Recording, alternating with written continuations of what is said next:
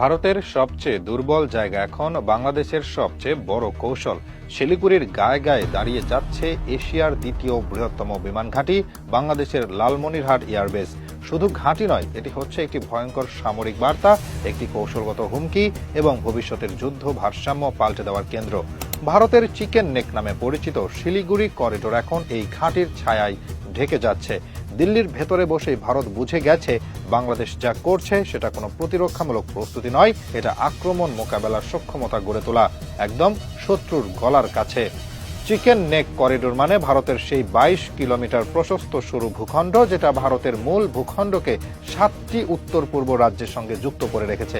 এই অঞ্চল ভারতের জন্য যে কতটা গুরুত্বপূর্ণ তা বোঝানোর জন্য যুদ্ধ লাগার দরকার পড়ে না। শুধু একটা বিমান ঘাঁটি, শুধু একটি মিসাইল রাডার, শুধু একটা ফাইটার জেট এখানে স্থাপিত হলে ভারতের উত্তর পূর্ব অংশ পুরোপুরি বিচ্ছিন্ন হয়ে যাবে। আর সেই কাজটাই এখন করছে বাংলাদেশ। লালমনিরহাট ঘাঁটি এখন শুধু একটি রানওয়ে নয়, এটি হচ্ছে একসাথে radar command, UAV operation centre, fighter squadron hanger এবং সামরিক প্রশিক্ষণ ইউনিটের একক মিলিটারি কমপ্লেক্স। এবং এটিকে ঘিরেই তৈরি হচ্ছে দেশের বৃহত্তম অ্যারোস্পেস ইউনিভার্সিটি, যেখান থেকে বের হবে বাংলাদেশের নিজস্ব প্রতিরক্ষা বিজ্ঞানী, প্রযুক্তিবিদ, ড্রোন অপারেটর ও কৌশল বিশ্লেষক। এই ঘাঁটি হবে বাংলাদেশের সামরিক মস্তিষ্ক, আর অবস্থান হবে ঠিক ভারতের গলার ওপর। চীনের বিআরআই, তুরস্কের সামরিক প্রযুক্তি, রাশিয়ার সরাসরি অস্ত্র সহায়তা, সবকিছুর মধ্যে বাংলাদেশ এখন এমনভাবে নিজেকে বসাচ্ছে যেখানে এশিয়ার আধিপত্যের ছক নতুন করে আঁকা হচ্ছে। আগে যেখানে বাংলাদেশ ছিল একমাত্র ভোক্তা, অস্ত্র কিনতেও সিদ্ধান্ত নিত না, এখন সেখানে বাংলাদেশ বলছে আমরাও নির্মাতা হব, আমরাও রণপ্রস্তুতির নেতা হব। লালমনিরহাট ঘাঁটির নির্মাণ পরিকল্পনা শুরু হয় শান্তভাবে, কিন্তু দ্রুতই তা ভারতের কূটনৈতিক সার্কিটে আগুন ধরিয়ে দেয়। কারণ তারা বুঝে গেছে বাংলাদেশের এই ঘাঁটি শুধু নিজের আত্মরক্ষার জন্য নয়, এটা হচ্ছে সেই ঘাঁটি যেখান থেকে যুদ্ধ শুরু হলে ভারতের দুর্বল করিডোর হয়ে উঠবে মৃত্যু ঘণ্টার মতো ভয়াবহ। এখানে বসবে AESA রাডার অর্থাৎ আধুনিক fire control, BVRAAM beyond visual range air to air missile এর প্রস্তুতি unit, UAV combat fleet multi role fighter deployment J-10C বা KAN সম্ভাব্য, ড্রোন ইনফ্রাস্ট্রাকচার ও রক্ষণাবেক্ষণ ইউনিট, এয়ারবোর্ন আর্লি ওয়ার্নিং এর লজিস্টিক ঘাঁটি। বাংলাদেশ এখন আর মুখে প্রতিরক্ষা আর কাজে দুর্বলতা দেখায় না, এখন কাজের মধ্যে যুদ্ধ প্রস্তুতি, শত্রুর ঘাড়ের কাছে দম ফেলার ক্ষমতা। ভারতের মিডিয়া এখন এই ঘাঁটির বিরুদ্ধে ভয় ছড়াচ্ছে, বাংলাদেশ চীনের ঘাঁটি বানাচ্ছে, এটা ভারতের বিরুদ্ধে ষড়যন্ত্র। প্রশ্ন হলো, ভারত কি আজ পর্যন্ত বাংলাদেশের প্রতিরক্ষায় 1 টাকাও দিয়েছে?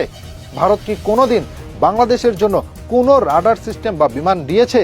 বরং তারা দিয়েছে পানি আটকে রাখা, সীমান্তে গুলি ও নিষেধাজ্ঞার ভয়। এখন বাংলাদেশ চীন বা তুরস্কের সাহায্যে যদি নিজেদের অস্ত্র বানায়, ঘাঁটি তৈরি করে, তাহলে ভারতের অসুবিধা কোথায়?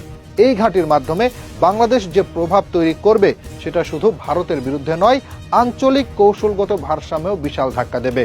নেপাল, ভুটান, এমনকি মিয়ানমার এই ঘাঁটির আশেপাশে বাংলাদেশের সামরিক অবস্থানকে সম্মান জানাবে।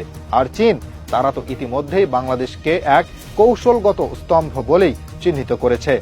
ভারতের সর্বোচ্চ সামরিক পরিকল্পনা এখন লালমনিরহাট ঘাঁটি টপ স্ট্র্যাটেজিক থ্রেট হিসেবে চিহ্নিত, কারণ তারা জানে বাংলাদেশ যদি সত্যি এই ঘাঁটিকে সম্পূর্ণ সক্রিয় করে ফেলে তাহলে ভারত যেটা এতদিন ধরে সীমান্তে সামরিক কৌশলে পুঁজি করে এসেছে সেটা এক ঝড়েই উড়ে যাবে। আর এই ঝড় এখন আর থামানোর উপায় নেই। লালমনিরহাট বিমান ঘাঁটি ভারতের ভেতরে নিরাপত্তা ব্যবস্থায় ছিদ্র তৈরি করে দিয়েছে।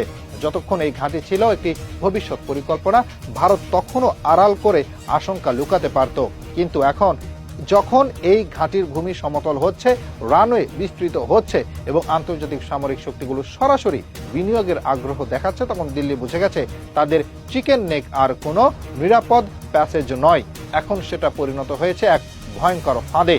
বাংলাদেশ বুঝে ফেলেছে এই অঞ্চল শুধুমাত্র প্রতিরক্ষা নয়, আন্তর্জাতিক ভূ রাজনীতির কৌশলগত প্রবেশদ্বার। ভারত যেমন শিলিগুড়ির করিডোরের উপর নির্ভর করে 7টি রাজ্যের যোগাযোগ বাঁচিয়ে রেখেছে, তেমনি বাংলাদেশ সেই করিডোর ঘিরে এমন ঘাঁটি বসাচ্ছে যেখান থেকে ভারতের 7 সিস্টার্সকে মুহূর্তেই বিচ্ছিন্ন করা যাবে।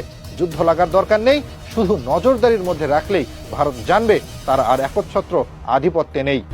লালমনিরহাট বিমান ঘাঁটি হতে যাচ্ছে কমব্যাট, লজিস্টিক্স, এয়ার সার্ভিল্যান্স এর একত্র এক সুপার হাব। বাংলাদেশ একে শুধু যুদ্ধ ঘাঁটি হিসেবে দেখছে না, বরং এখান থেকে আঞ্চলিক নেতৃত্ব নেওয়ার পথে হাঁটছে। কারণ একবার যদি বাংলাদেশ নিজের যুদ্ধ বিমান নিজে উড়াতে পারে, নিজস্ব রাডার বসাতে পারে, নিজের ইউএভি গবেষণা চালাতে পারে, তাহলে ভারত তো নয়, যে কোনো দেশকে সামরিক কূটনীতিতে টেবিলে বসাতে পারবে। আর এই কূটনৈতিক টেবিলে এখন বাংলাদেশ একা নয়। চীন ইতিমধ্যে বলেছে তারা এভিয়েশন শিক্ষা, রাডার প্রযুক্তি এবং ড্রোন সক্ষমতা উন্নয়নে সহযোগিতা করতে চায়। তুরস্ক কেএএন যুদ্ধ বিমানের রপ্তানির জন্য বাংলাদেশের সাথে প্রাথমিক পর্যায়ে আলোচনা চালাচ্ছে। সৌদি আরব এই প্রকল্পে $5 বিলিয়ন পর্যন্ত বিনিয়োগে আগ্রহী।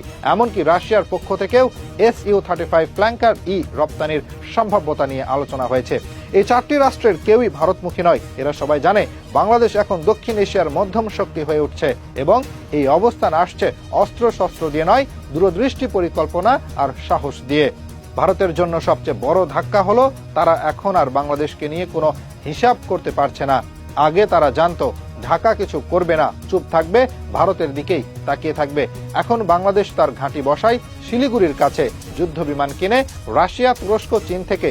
আরো ভয়ঙ্কর সত্য হলো এই ঘাঁটির মাধ্যমে বাংলাদেশ শুধু উত্তরাঞ্চল নয়, পুরো দক্ষিণ এশিয়ার সামরিক ভারসাম্য পাল্টে দিতে পারবে।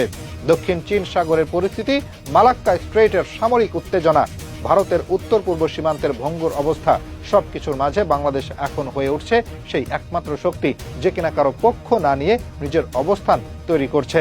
এই ঘাঁটি যদি পুরোপুরি সক্রিয় হয়ে যায় তাহলে শুধু শিলিগুড়ি নয়, দিল্লি পর্যন্ত আকাশ ও নজরদারির আওতায় চলে আসবে। যুদ্ধ বিমান যদি থাকে, 4.5 জেনারেশনের ড্রোন থাকে লং রেঞ্জ স্ট্রাইক ক্যাপাবল এবং রাডার থাকে জ্যাম প্রুফ AESA, তাহলে ভারতের আকাশ সীমায় একচ্ছত্র আধিপত্যের দিন শেষ। তখন আর ভারত বলতে পারবে না আমরাই এই অঞ্চলের একমাত্র ক্ষমতা। আর সবচেয়ে বড় কথা হলো এই পুরো কাজটা হচ্ছে একেবারে বাংলাদেশের নিয়ন্ত্রণে। কোনো দেশ চাপিয়ে দেয়নি, কোনো গোপন চুক্তি নেই। এটা জনগণের দাবি, ভূ রাজনীতির বাস্তবতা এবং জাতীয় নিরাপত্তার জন্য বাস্তব সিদ্ধান্ত। অতএব কেউ যদি ভেবে থাকে এই প্রকল্প থামানো যাবে, সে বোকার স্বর্গে বাস করছে। ভারত চায় লালমনিরহাটে কোনো সামরিক স্থাপনা না হোক, আকাশ থেকে শুধু ট্রেন আর গরুর গাড়ি দেখা যাক। আর বাংলাদেশ বলছে এই আকাশে এবার আমাদের যোদ্ধা উড়বে, আর যদি কেউ, তখন সেই আকাশ থেকেই সোজা নিশানা নামবে। এই হলো নতুন বাংলাদেশের রূপ। এটা আর নতজানু বন্ধুত্ব নয়, এটা একদম দাঁত ভাঙ্গা কৌশলগত নেতৃত্ব।